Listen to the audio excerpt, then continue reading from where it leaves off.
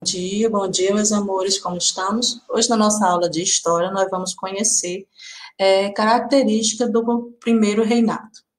Nós vimos na última aula que o Brasil se tornou independente. Vimos também que a história do Brasil ela esteve muito atrelada, no início da sua independência, à história da Europa também. Acontecimentos e fatos importantes que aconteciam na Europa repercutiam no Brasil. Então, vamos dar início. Primeiro reinado. Esse período ficou estipulado entre 1822 e 1831. Durante esse período foi feita uma convocação de uma Assembleia Constituinte, formada por senadores e deputados, para elaborar uma Constituição para o Brasil.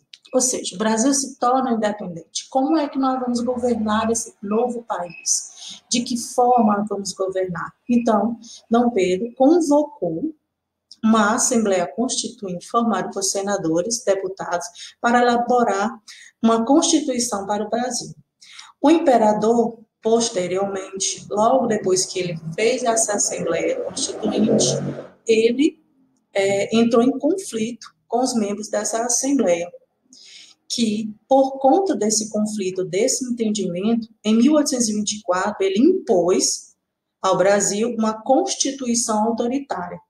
Mesmo com os poderes legislativo, executivo e judiciário, ele instituiu o poder moderador, que estava acima dos outros três poderes.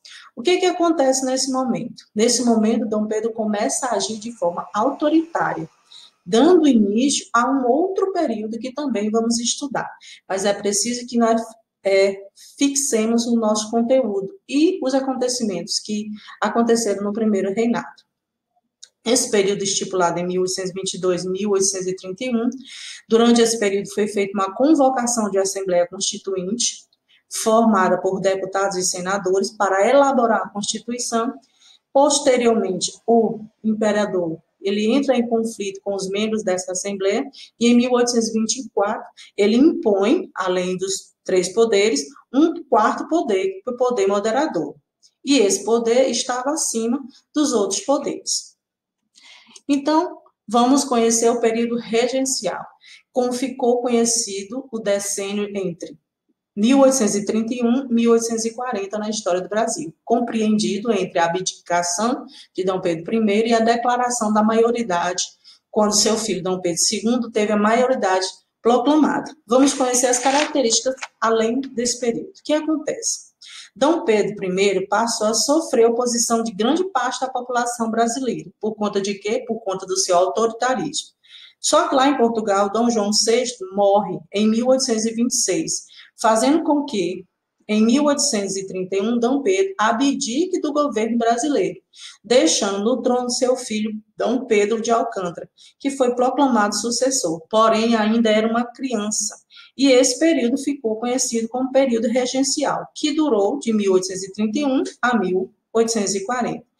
Esse período ele ficou marcado por instabilidades políticas, disputas políticas e diversas revoltas. A população passou a se mobilizar para lutar por melhores condições de vida, por que tivesse os seus direitos não só instituídos, mas que fizessem valer os seus direitos também. Então, essas são características do período regencial. Vimos aqui o momento quando é alcançada a maioridade de Dom Pedro I, que foi o momento instituído naquele momento que se constitui um momento muito importante para a história do Brasil, quando ele finalmente assume o governo do Brasil naquele momento. Então, essa foi a nossa aula de História, que tenhamos uma ótima tarde, que possamos fazer as nossas atividades com êxito. E até a próxima.